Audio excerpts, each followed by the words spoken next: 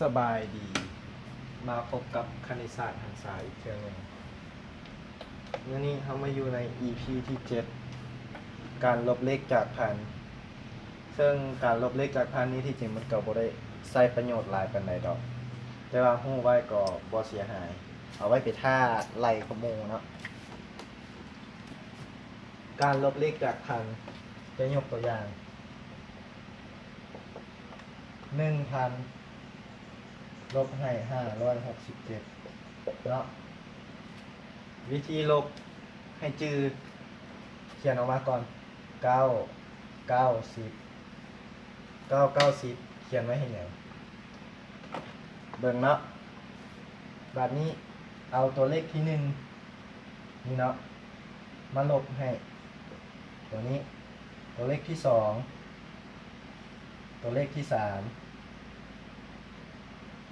เนาะ9ลบ5ออก4 9ลบ6ออก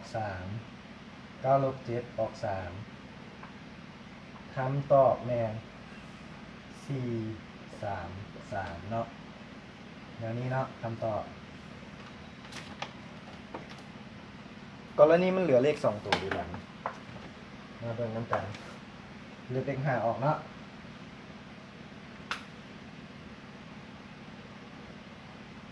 โอเค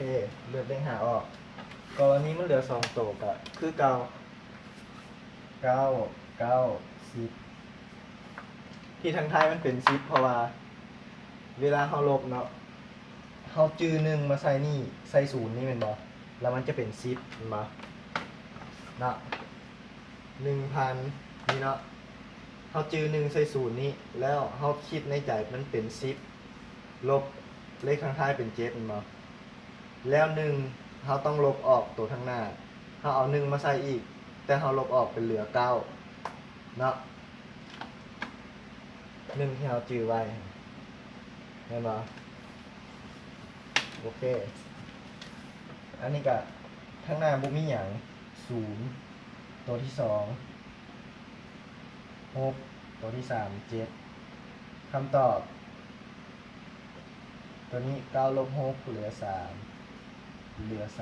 ออก33เป็นคำตอบเนาะอันนี้ก็เป็นเทคนิคเล็กๆน้อย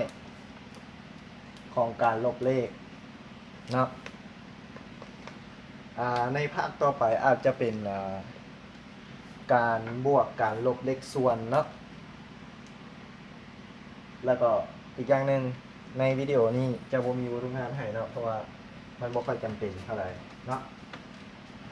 โอเค goodbye